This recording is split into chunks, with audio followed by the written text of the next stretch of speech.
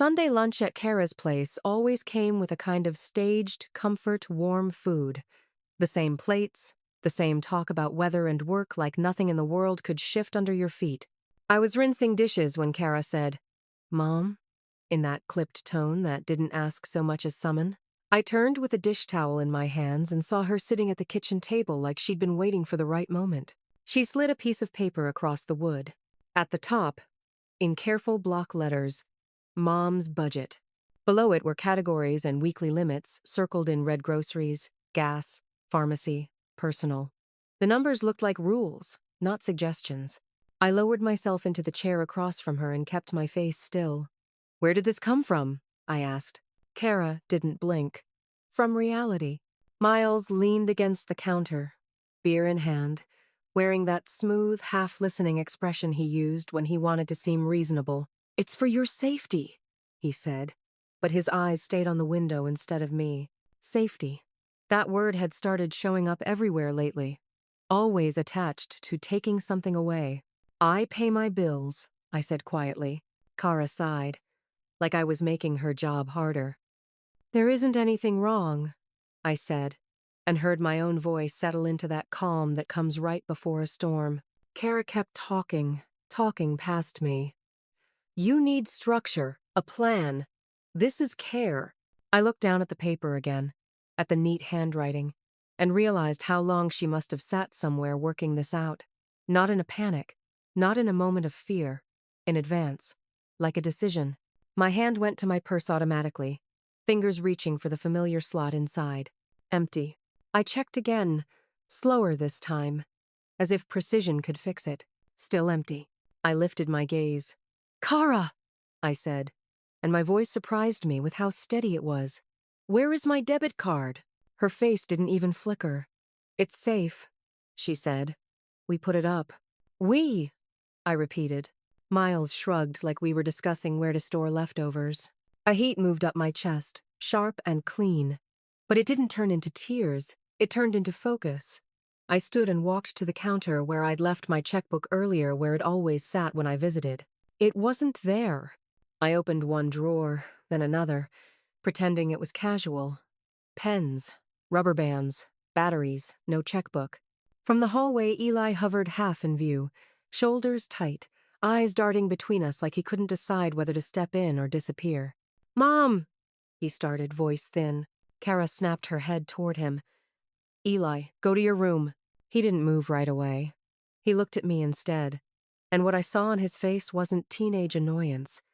It was alarm, like he'd just realized adults could steal without raising their voices. I folded the budget sheet once, then twice, neat as a pay stub. "I'm going home," I said. Kara followed me to the door. "Don't be dramatic. This is for your own good." I didn't argue. I didn't plead. I just stepped into the cold, got into my car, and drove back through familiar Street Lewis streets with my hands steady on the wheel and my mind suddenly wide awake. At my house, the mailbox lid squeaked open like it always did. On top of the grocery ads and flyers sat a thick official envelope. Social Security Administration. I held it there in the winter air, feeling the world tilt because budgets don't come from federal offices. And whatever Kara had put up, this looked like the part she never planned to explain. The envelope was heavier than grocery ads, the paper inside stiff in that official, no-nonsense way. I carried it into the house without taking my coat off, like if I stopped moving, something in me might finally crack. My living room sat in that winter dimness that makes everything feel muted, faded light on the carpet, the quiet tick of the kitchen clock. I set my purse on the couch arm out of habit, then stood at the coffee table with the envelope in my hands, staring at the return address like it might change if I looked long enough. I tore it open carefully. The rip sounded too loud in the empty room. The first line didn't waste time. Notice of change in direct deposit information. I read it once, then again, because my eyes tried to soften the meaning, like maybe I'd misunderstood, but the words stayed put. According to this, my Social Security benefit, my deposit, the one dependable thing that hit my account like a heartbeat every month, had been changed. My gaze slid down the page to the bank information. A routing number. An account number. The last 4 digits. They weren't mine. Cold rushed into my fingers so fast it felt like the blood stepped back. I pressed the paper flat on the table as if it might keep the situation from getting bigger. I flipped to the next page and my stomach dropped before my mind caught up. Mailing address on file. Kara's address. Not mine. Not the brick bungalow I'd paid for with decades of careful checks and straight-backed discipline. Kara's. That was the moment the budget stopped being insulting and turned into something else entirely. Kara hadn't just written rules. She'd reached into the machine that paid my life and moved the levers. I sank onto the edge of the couch, the paper trembling just enough that I had to grip it harder. My first instinct was to call her, demand explanations, let my voice do the shaking my hands refused to do. Instead, I reached for my phone. One missed call sat there like a bruise I hadn't noticed. Credit union verification line. I stared at it, a thin pressure building behind my eyes. I hadn't called the credit union. I hadn't requested verification. Verification meant someone tried to do something, and the system hesitated just for a second before it either stopped it or let it through. My thumb hovered over the number. Then I lowered the phone slowly. Panic made noise. Panic made mistakes. And whatever Kara and Miles were doing, it felt practiced like they were counting on me to explode, to accuse, to get sloppy. I stood and went to the hall closet, reaching up to the top shelf for the cardboard box I kept labeled Statements in black marker. Jerry used to joke I could run the country with my folders. I'd always laughed, but I never stopped keeping them. I carried the box to the dining table and opened it like evidence. Inside were thick folders, tabbed and dated. Bank, SSA, Insurance. I pulled out an old credit union statement and found the direct deposit line. Then I compared the routing number to the one on the Social Security notice, digit by digit. The first numbers matched. Then the sequence changed. Not a typo. Not a clerical hiccup. A different bank. My breathing went shallow. I pressed my fingertips to the table to steady myself, feeling the grain of the wood, the solidness of my home. I looked at Jerry's photo on the shelf across the room. His smile caught in a moment before life got heavy. "I'm not confused," I said aloud, to him, to myself. My phone buzzed in my hand hard enough to make me jump. The screen lit up again. Credit union verification line. This time, it wasn't a missed call. It was ringing. The phone kept ringing like it had all the time in the world. Credit union verification line glowed on my screen, bright in the dim living room. For a split second, I imagined Kara's voice on the other end, sweet, firm, asking me to confirm something so she could keep calling it help. I let it ring out. Not because I was afraid. Because I'd spent years watching small mistakes turn into big losses, and I wasn't going to hand anyone my voice, my answers, my panic. When the ringing stopped, the quiet rushed back in. I set the phone beside the Social Security letter and flattened the pages with my palm, forcing my breathing slow and even. I pulled up the number for the Social Security field office, the same contact I'd used once after Jerry died. Seeing it there felt like opening a drawer and finding an old ache. After the automated prompts, a woman answered. "Social Security Administration. How can I help you?" "I need an appointment," I said, steady enough to surprise me. "In person. And I need identity verification on my file." A pause, small, but telling. "Okay, ma'am. May I have your name?" I gave it. I gave my date of birth. I gave my address, making sure every syllable landed. "And what's the reason for the appointment?" she asked. "My direct deposit information was changed," I said. "And my mailing address isn't mine." The pause this time was longer. Then her voice shifted from scripted to careful. "All right. I'm Linda Vasquez. I can schedule you tomorrow morning at 9. Bring a photo ID, the notice letter, and any bank statements that show the correct account information. Tomorrow." The speed of it made my stomach twist like the world was admitting this mattered. "I'll be there," I said. When I hung up, I didn't let myself sit. Sitting felt too close to crying. I went straight to my credit union statement and dialed the main number printed on the page, not the verification line that had called me. "Customer service," the operator said. "Fraud department," I replied. "Please." After a click and thin hold music, a calm voice came on. "Nora Feldman, Fraud Investigations." My direct deposit was changed, I said. I didn't authorize it. Okay, Nora said, and I heard typing. Did you receive a verification call today? Yes. I didn't answer. Good. Any family member helping you manage money? The question landed like a weight. I swallowed. My daughter thinks she is. Nora didn't react, just got sharper. All right. I'm flagging your account for heightened security. Extra verification for changes. And listen to me. Don't confront her yet. Why? I asked. Because people move faster when they feel caught, she said. Let us lock things down first. I nodded, even though she couldn't see me. When I ended the call, my phone lit up again, this time a text from Kara. Did you get home okay? Remember, no extra spending this week. Love you. Kara's text sat on my screen like a hand on the back of my neck. Did you get home okay? Remember, no extra spending this week. Love you. I didn't answer. I turned the phone face down on the table and opened my folder again, statement. Social Security notice. My ID like I could keep my life in place by keeping paper flat. A few minutes later, my phone rang with an unfamiliar local number. I let it go once. It rang again. I answered. Hello, Mrs. Reed? Nora Feldman's voice came through calm and clipped. It's Nora from Fraud Investigations. Do you have a minute? Yes, I said, and my hand found a pen without me thinking.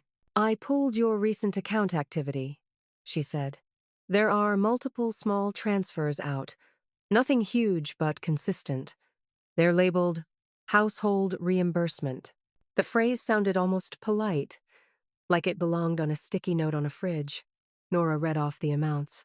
One number made my stomach tighten, then another. They were exact. The same tidy figures Kara always quoted when she was being practical gas and groceries while you're here. Mom, just your share. It's only fair. Except I hadn't agreed to any of it. Those amounts, I said slowly. They match what my daughter told me I owed her. Nora didn't sound surprised.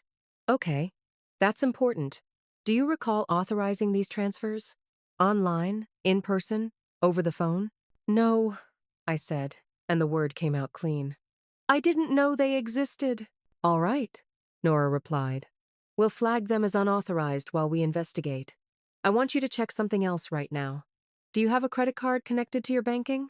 Yes, I said. 1. Can you log into the card account and look at authorized users?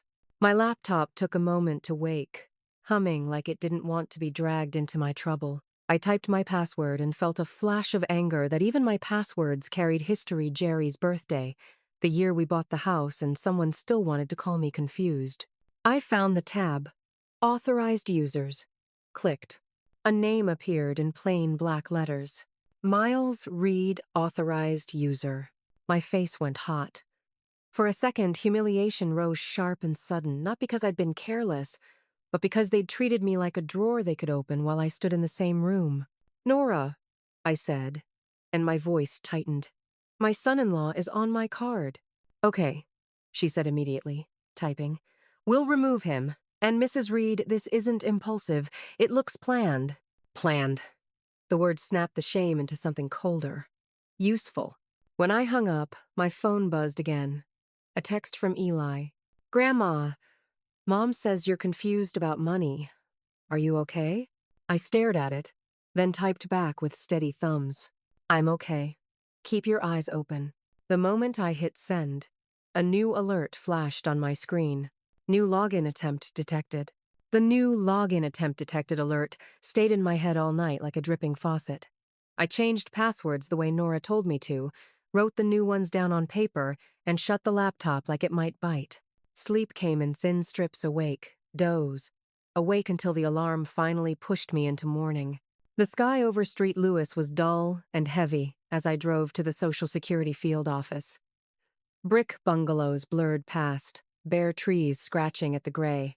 I parked and sat with my hands on the steering wheel, feeling my pulse in my fingertips, reminding myself, paper, proof, calm. Inside, the building smelled like winter coats and printer ink. A TV murmured high on a wall nobody watched. People held numbered slips like they were holding their place in the world. When my number was called, I followed a hallway to a cubicle where a woman with tidy hair and reading glasses looked up from her monitor. "Mrs. Reed?"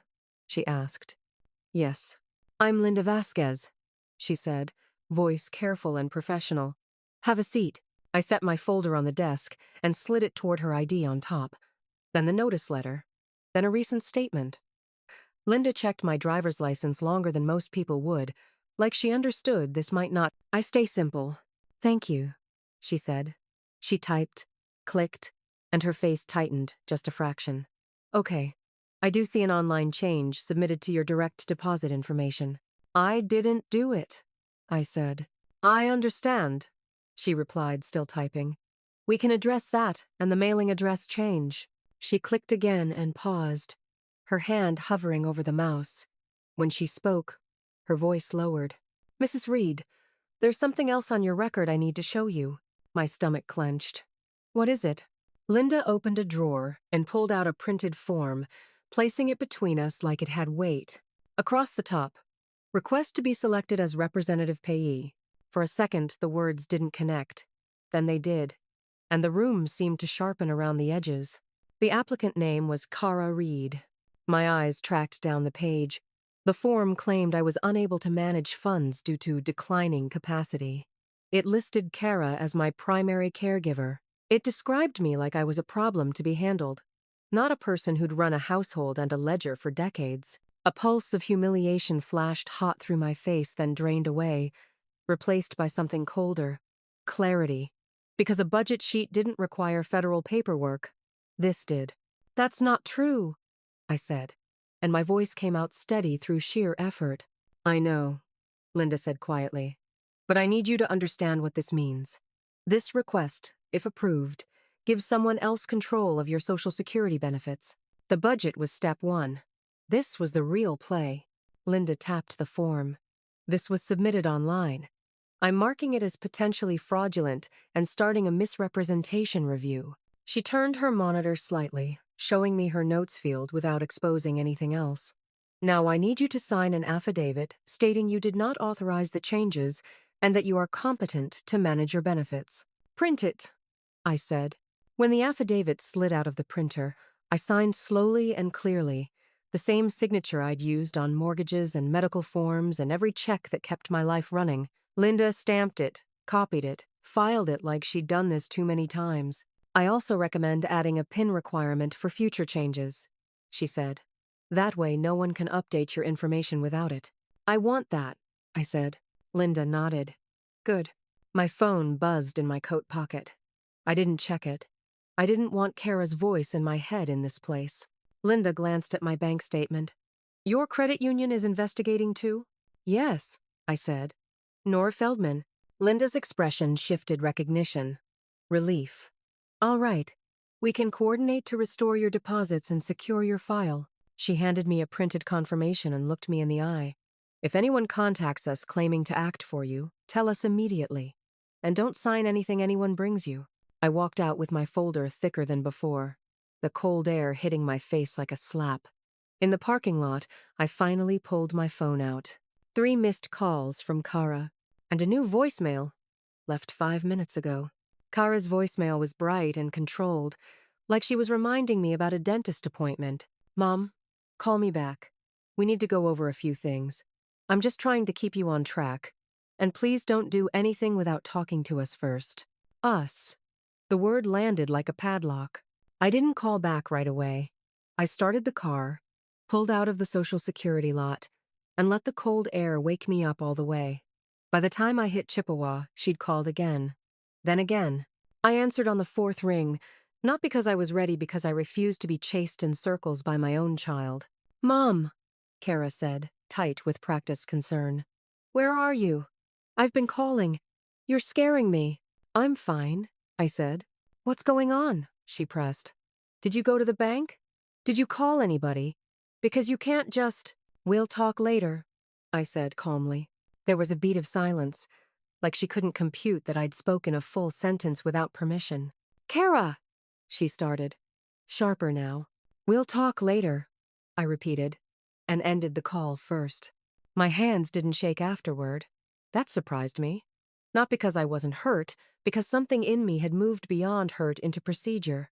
I drove straight to the credit union branch. Inside, everything smelled like polished counters and stale coffee. People stood in line with deposit slips, living normal lives. Nora met me in a small office off the lobby. Calm eyes, practical shoes, a desk that looked like it had held a lot of bad news without breaking. "Mrs. Reed," she said, shaking my hand. "You did the right thing coming in. I want a clean account," I told her. "No one but me." Nora nodded once. "We'll open a new account with fresh credentials, new online ID, new passwords, and we can do paper statements only." "I want paper," I said. "Mail I can hold."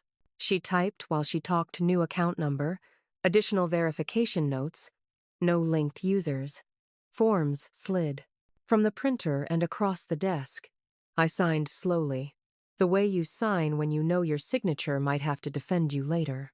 Then Nora pulled up the transfers again. "These household reimbursement withdrawals," she said, tapping the screen. "We're disputing, and I'm removing Miles Reed as an authorized user on your card." "Today," I said. "It's already in process," she replied. "One more thing. Freeze your credit. All 3 bureaus. Add fraud alerts." The words made my stomach tighten, but they also gave me something solid to do.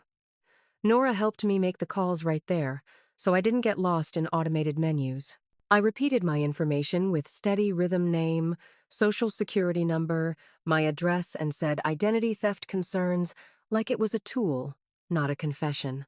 When I left the credit union, my purse felt heavier with paper. Confirmations, dispute numbers, new account details. It wasn't security yet, but it was structure. My next stop was Kara's house. I didn't tell myself it was brave. I told myself it was necessary. At the door, Kara opened too fast, like she'd been waiting behind it.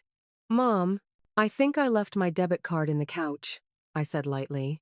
"Must have set it down yesterday." A flicker crossed her face calculation. "I'll look," she said. "I can," I replied, stepping inside like everything was normal. I knelt by the couch, slid my hand between the cushions, and felt plastic immediately. My debit card. Right where it wouldn't be unless someone had put it there on purpose. "There it is," I said, smiling small, like I'd found a loose button. Kara laughed too loudly. "See? No big deal." "No," I agreed, tucking it away. "No big deal." Back home, I didn't turn on the TV. I didn't make tea. I built a binder on my kitchen table: letters, screenshots, statements, dates, names.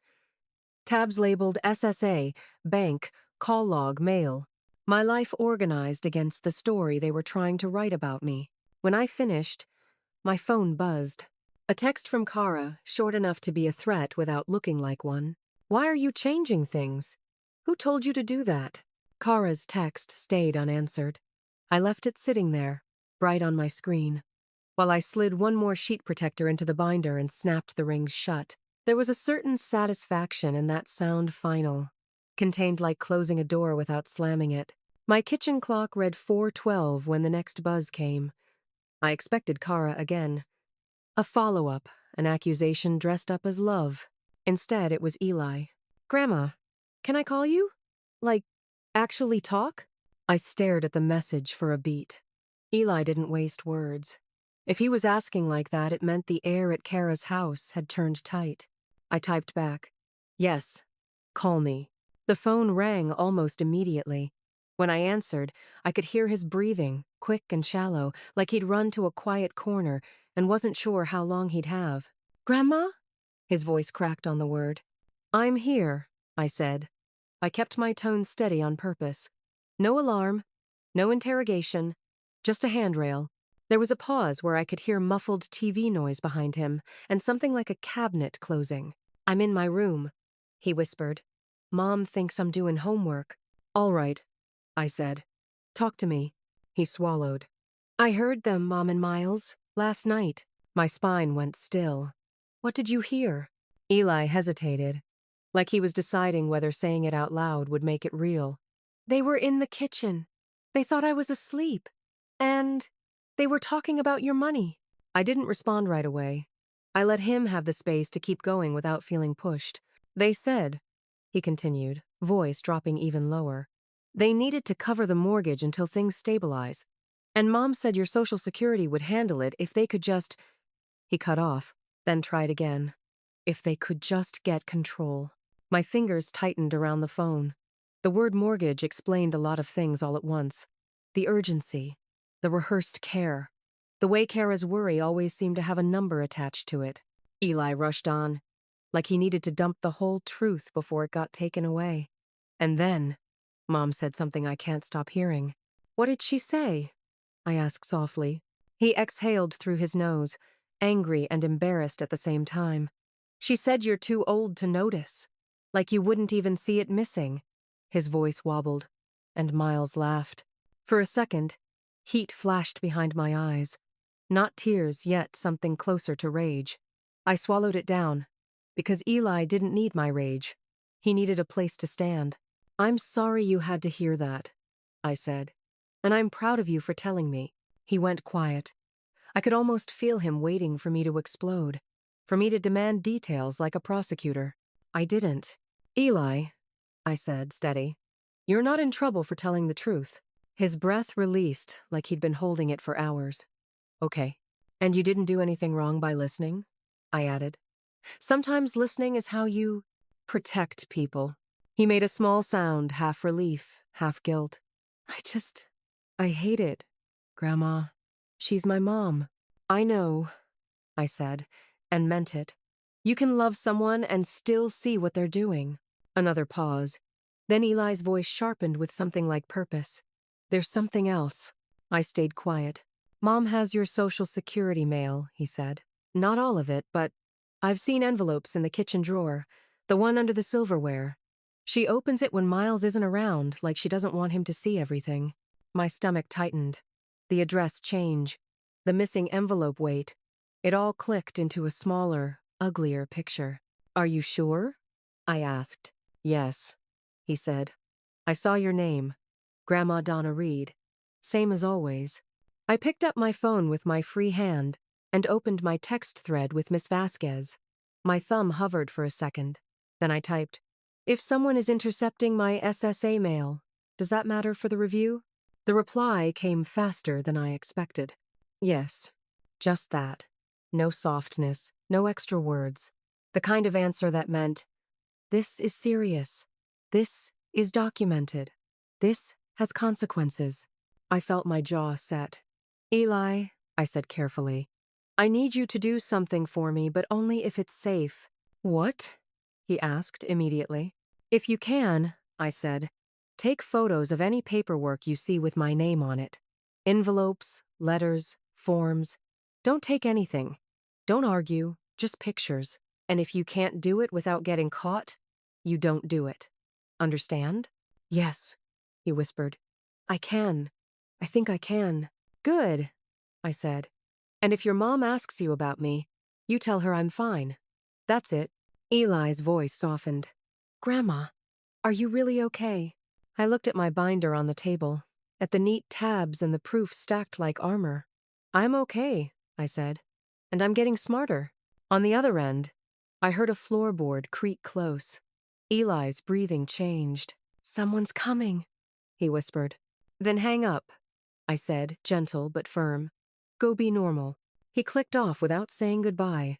I stared at my phone for a moment, listening to the deadline, and then I opened a new note in my binder section labeled Mail.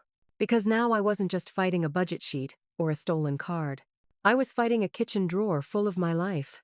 Downtown made me feel like I was borrowing someone else's life. Suits moved fast, coffee cups in hand, heads down like the sidewalks were conveyor belts. I parked a few blocks away and walked with my binder hugged to my chest, the wind cutting through my coat and making my eyes water in a way that almost felt convenient.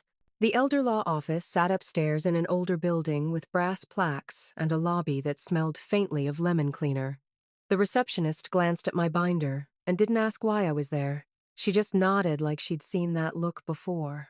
Avery will see you now. A door opened and a woman stepped out mid-50s. Gray streaks pulled back. Sharp eyes that didn't waste sympathy but didn't withhold respect either. Donna Reed? She asked. Yes. Come in, she said, and her tone made it sound like a promise. Avery Collins's office was quiet in a way that felt intentional. Legal books lined a shelf. A framed photo of a dog sat on the desk, like a reminder that not everything in life was paperwork. She motioned to a chair and pointed to the binder. "Tell me what happened," she said. I opened it and slid it across. "My Social Security direct deposit was changed," I began. Then my bank found small transfers out labeled household reimbursement. Social Security showed me a representative payee request with my daughter's name on it. Avery flipped through my tabs quickly, eyes tracking dates, amounts, names. She stopped at the rep payee printout and read it twice.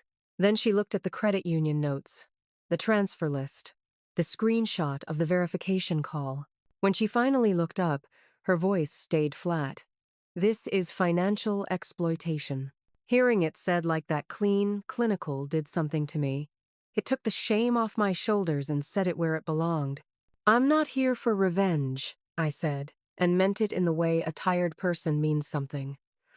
"I'm here because guilt is a lever in my family, and I don't want my life hooked to it anymore."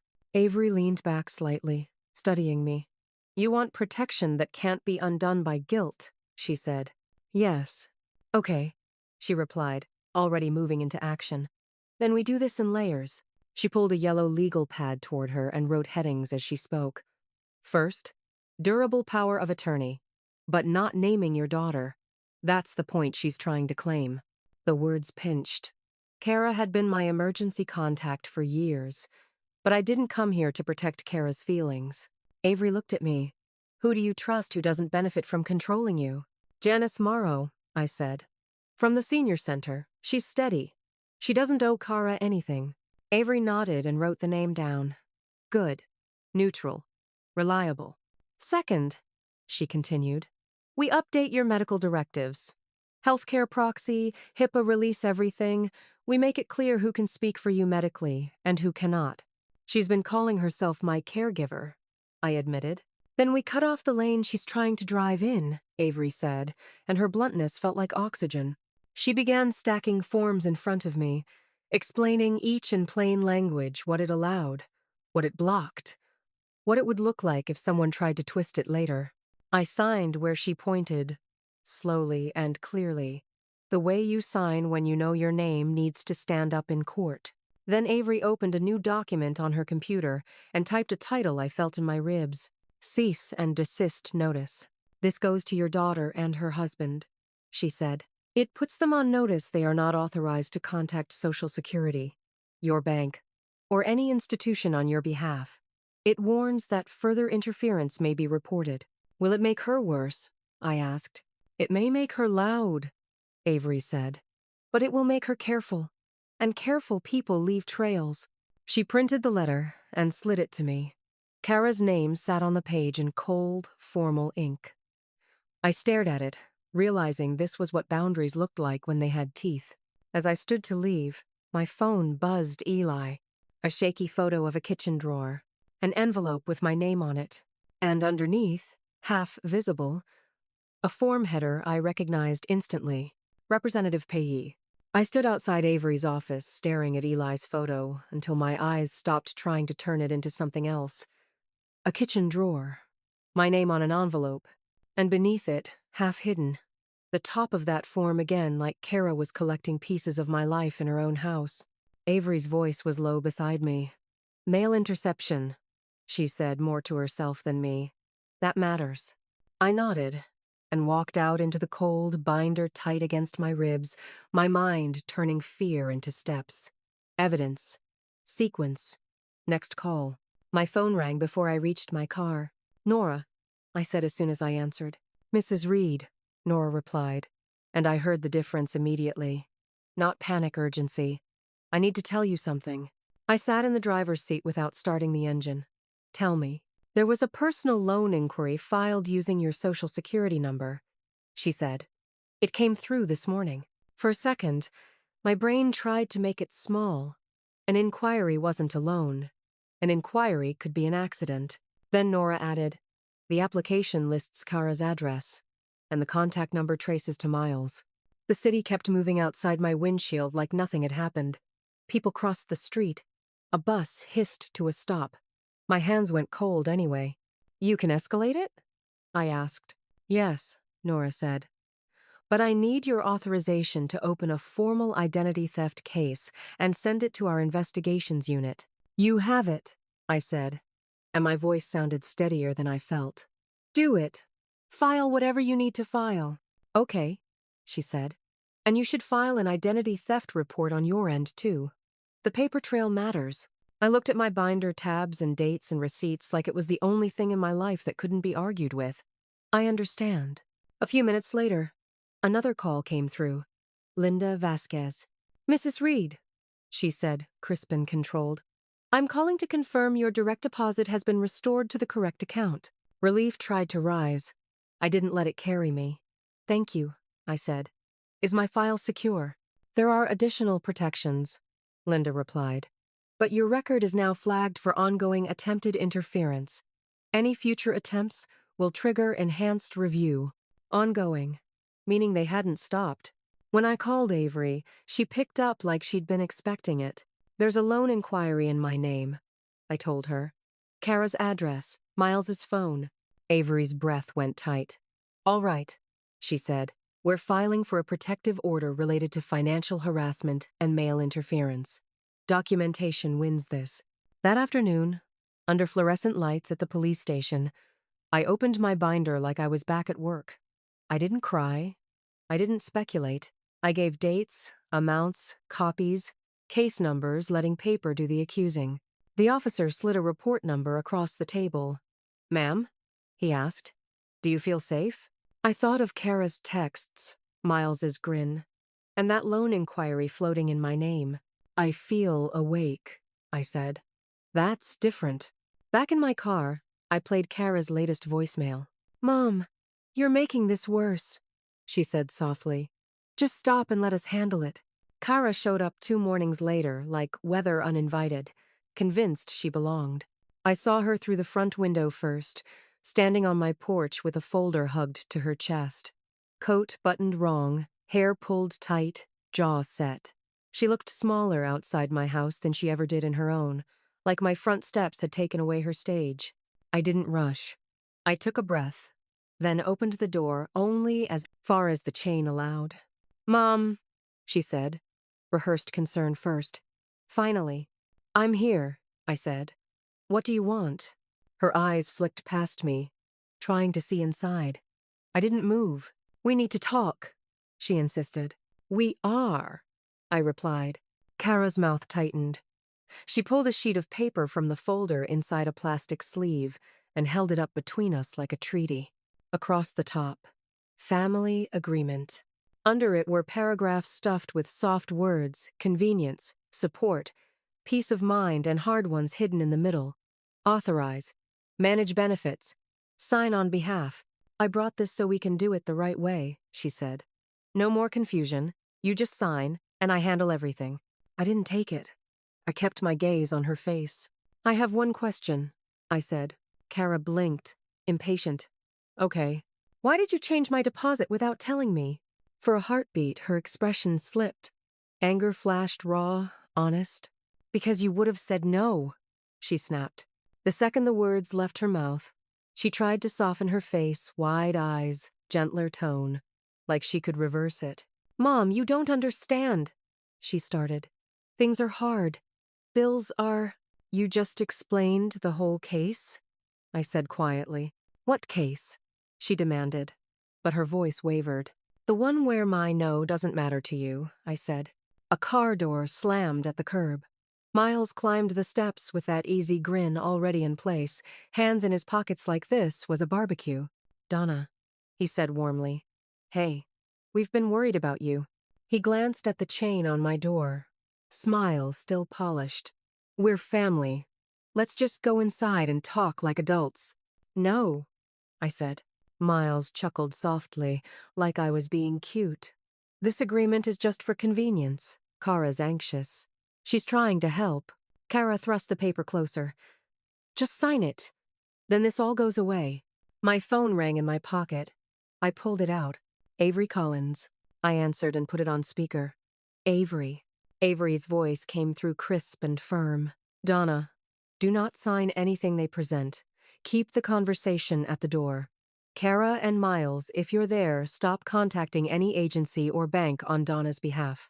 Further interference will be documented. Miles's grin froze. Kara's face drained. Who is that? She hissed. My attorney, I said, and the words felt like a lock clicking shut. Kara leaned closer to the chain, voice low and sharp. If you do this, she whispered, you'll regret it. I didn't flinch. Then leave, I said. Kara's voice echoed through the church, too loud and too smooth, as she spun her story to anyone who would listen. It's just so hard, she said, hands fluttering like birds in the air. Mom's refusing help, and it's all so complicated. I'm just trying to keep her safe. The words hung in the air, but they didn't feel like truth. They felt like a shield, a polished version of reality she was trying to sell. I stayed in my seat, my hands folded in my lap, waiting for the inevitable. I could feel the eyes of the congregation slipping over her, hearing the pity, the concern, the well-meaning judgment that followed. They didn't know the whole story. They never did. But Ailey did. From across the room, I saw him standing by the back wall, his gaze flicking between Kara's well-practiced performance and my quiet corner. He didn't flinch. He didn't look away.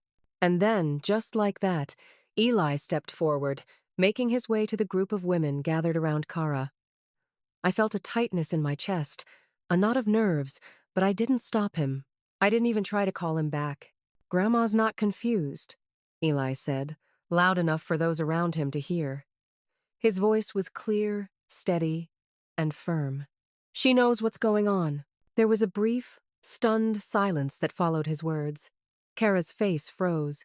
Her expression shifted in a way I hadn't seen in years, panic, followed quickly by a forced smile. But Eli didn't back down. He held his ground, eyes fixed firmly on her. I'm not going to lie about it, Mom, he said, his words cutting through the tension. Not this time. Kara's mouth opened, but no words came out. She seemed to shrink in that moment, the weight of Eli's honesty sinking in. The room felt different now, less about her performance, and more about the truth. Eli didn't wait for a response. He turned and walked back toward me, sliding into the pew beside me with the quiet confidence of someone who'd just done the right thing. I watched him, feeling a warmth spread through me. I hadn't been fighting this battle alone after all. I told you to keep your eyes open, I said softly. He nodded, his voice barely above a whisper. I always will. And for the first time, I felt the weight of the truth, not as a burden, but as a shield. The following morning, the weight of the decision sat on my chest like an unspoken promise. The fight was far from over, but the edge had shifted, the battle lines redefined. The truth had already cracked open, and now I needed to finish what I had started. I met Avery at a small cafe in downtown, a quiet place where the hum of the city didn't seep into our conversation. The table between us felt like an unspoken barrier, both a boundary and a safe space. Avery had pulled together a few documents, the final step in making sure my world wouldn't be turned upside down again. But I had one more thing to say. I need to protect Eli, I said, the words coming out carefully, like I was testing them on my own tongue. His future, his independence. He needs to see that there's a difference between caring and controlling. Avery nodded, making quick notes on her legal pad. She had a way of listening that was both calm and alert. We'll structure everything around your priorities. Safety, independence, and Eli's future. I leaned forward, the weight of her words settling in my bones. This wasn't just about keeping Kara at arm's length. It was about ensuring Eli could breathe without the shadow of manipulation looming over him. Avery continued, outlining the plan with efficiency I appreciated. We'll establish a trust for you, one that requires dual authorization for any major changes. Your assets, your decisions, will be secured. No one can access those without consent. It sounded simple in her voice, but I could feel the tension leave my body. This was it. The foundation for what I needed. Protection. But it was more than that, too. It was peace. She moved on to the next point. We'll close any joint access points. And we'll update your beneficiaries across your retirement accounts. Make sure no one can slip through the cracks again. I nodded, taking it all in. This was the shield I'd been looking for. But it wasn't complete yet. There was still one thing left to handle. I also want to set up mail forwarding, I said, almost reluctant to bring it up. Exclusively to a locked PO box. No more intercepting my letters. Avery's pen paused, and then she gave me a sharp look. You're sure? Once that's set, it's not easily undone. I'm sure. She didn't argue.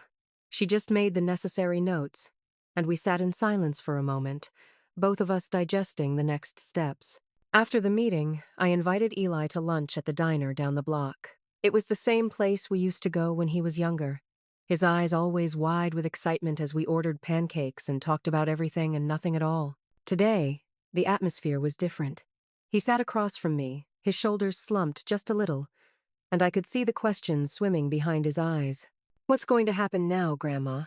he asked, his voice low. "Are you really done with Mom?"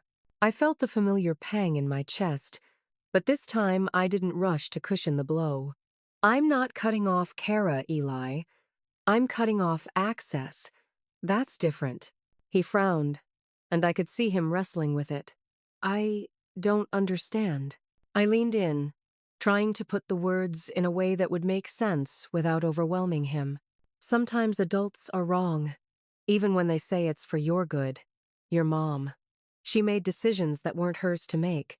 I'm setting boundaries so she can't hurt you, too. Eli's fingers tapped nervously on the edge of his coffee cup. "But she's my mom," he said quietly. "I know," I said gently, reaching across the table and placing my hand over his. "And I'm not telling you to hate her, but I'm teaching you to see the difference between love and control, between helping and taking."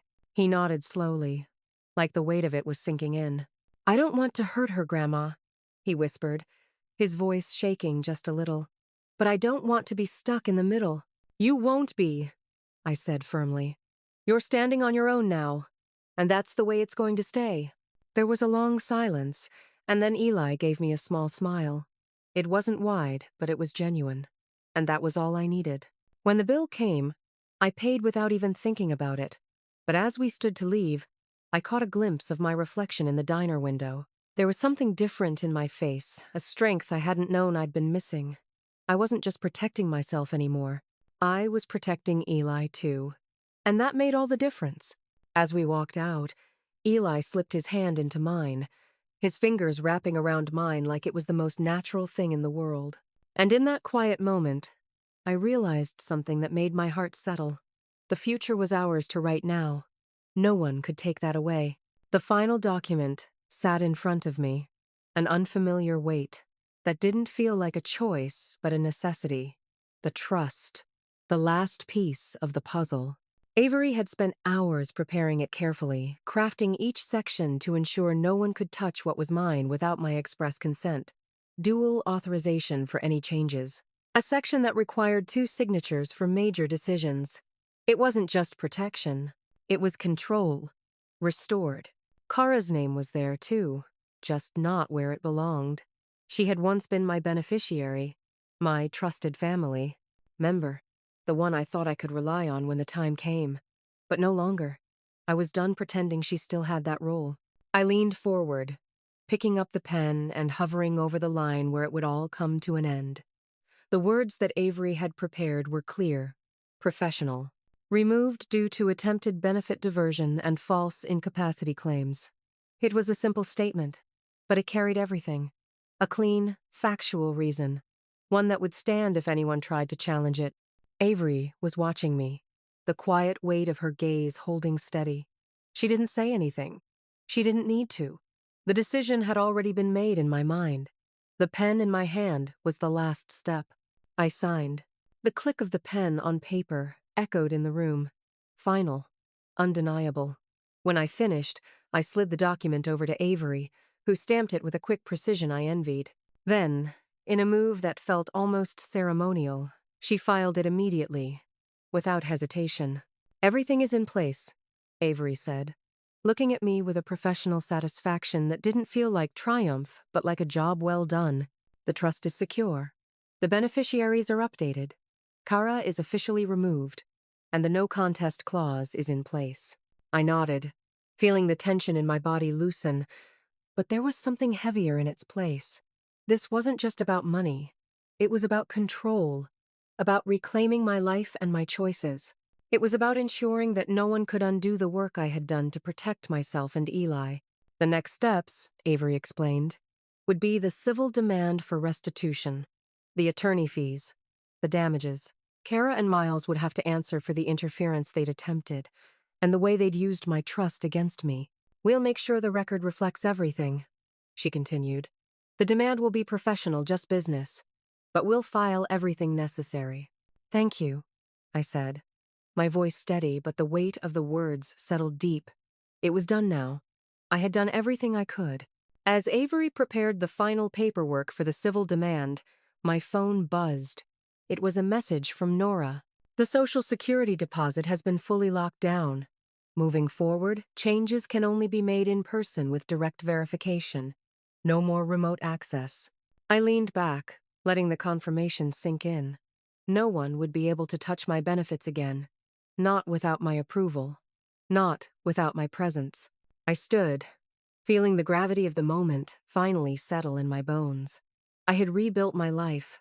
Not just the financial part, but the foundation. The trust that Eli and I would always stand on. Avery handed me the final document, my hand steady as I took it. It's in motion, all of it, she said. I nodded, holding the stack in my hand. Then let's make sure it stays that way. As I left Avery's office, the late afternoon light was fading, but I wasn't walking alone. The future wasn't a shadow anymore. It was something I could face, clear and strong, with every step I took. When I reached the car, I opened the door, but before I could sit, I looked back at the office. Avery's window was dim, and the thought that crossed my mind was simple.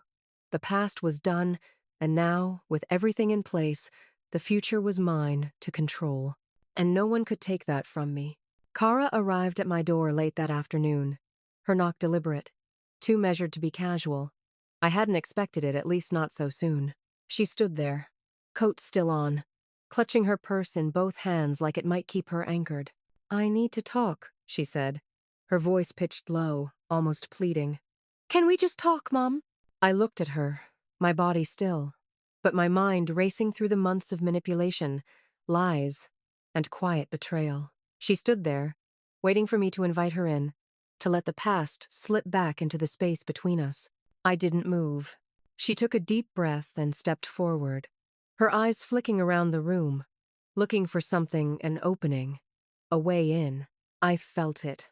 Her attempt to reclaim control, to soften the sharpness of everything she'd done.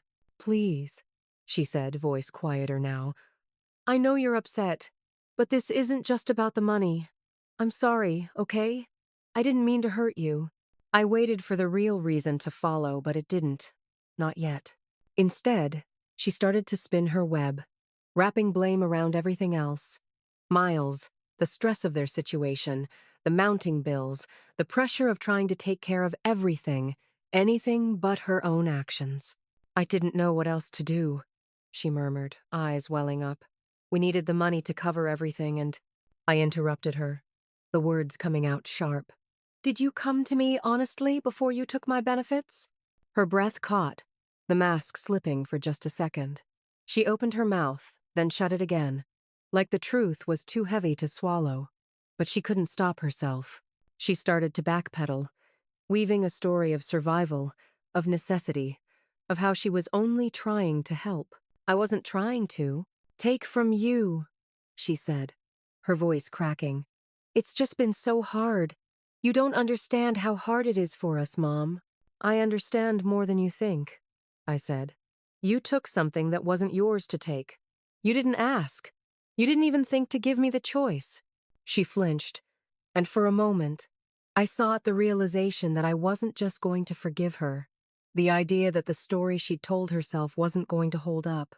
I'm not doing this for you, Kara, I said, my voice steady. But I'll give you a way out. A repayment plan. Financial counseling. But you will never have access to my accounts again. Not now. Not ever.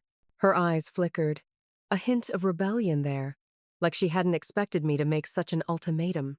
Mom, she said, voice rising slightly. We're family. You can't just shut me out. I didn't answer. I didn't have to. The silence between us spoke volumes. As she opened her mouth to argue, my phone buzzed, interrupting her. I glanced at the screen, and there it was. A text from Miles. Family helps family. The words sat there. Stark. Manipulative. He thought this was still about loyalty.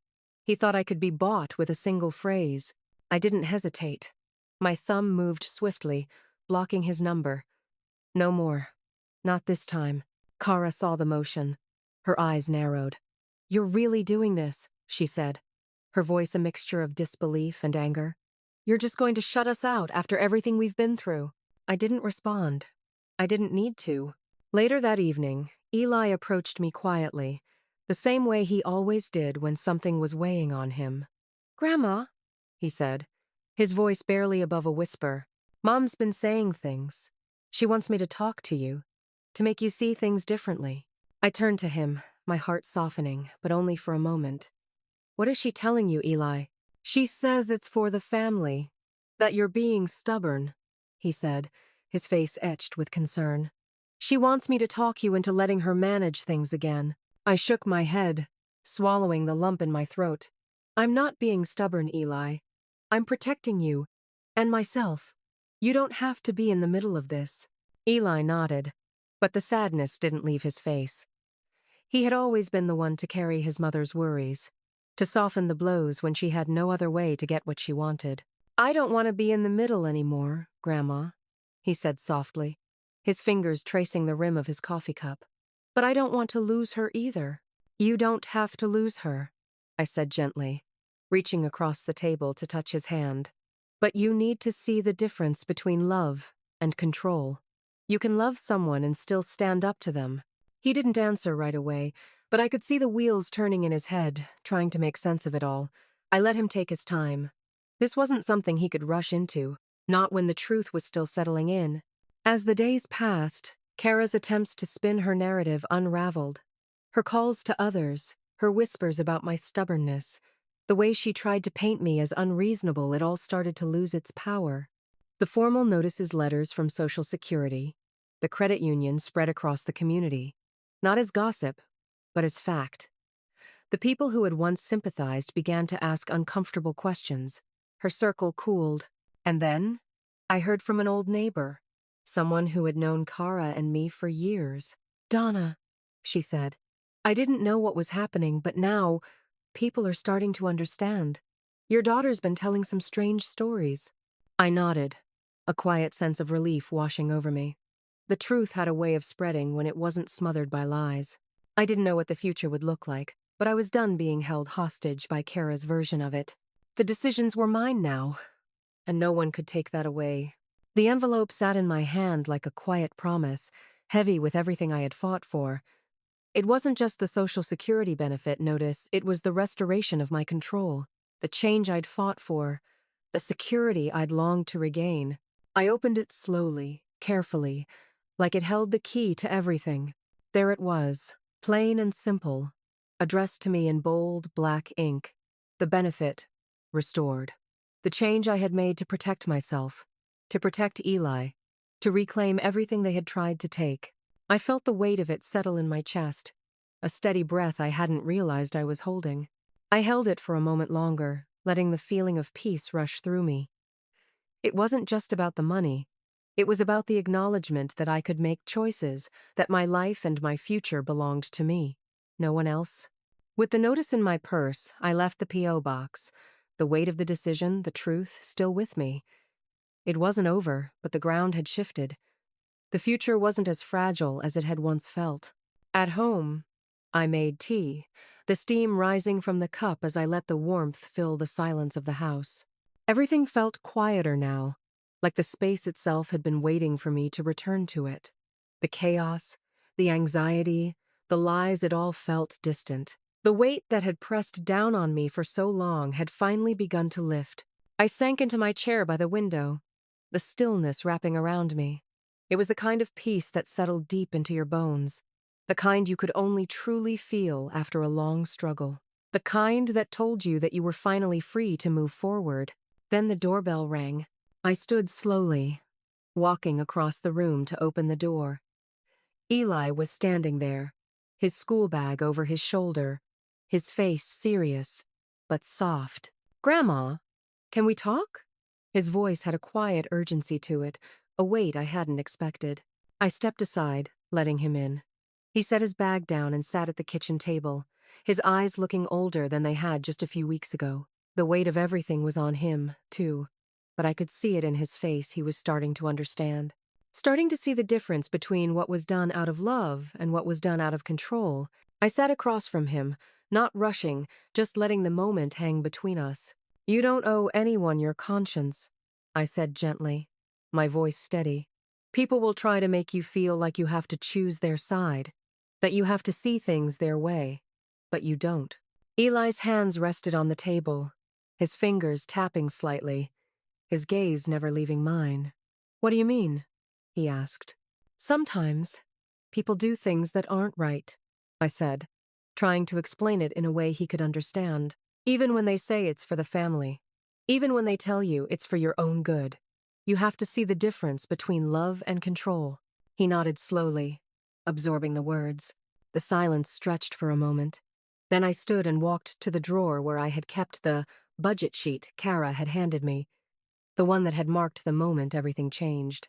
I pulled it out, the crisp paper still creased, still a reminder of everything I'd had to fight. I took a deep breath and began to shred it slowly, piece by piece. It wasn't about anger. It wasn't about vengeance. It was about reclaiming the space that was mine. And as the last bit of paper fell into the trash, I turned back to Eli. "You're safe now," I said, my voice firm. Eli smiled a small, quiet smile that spoke volumes. The world outside was quiet now, too. And for the first time in a long time, I felt the peace settle in, knowing my life was finally mine again.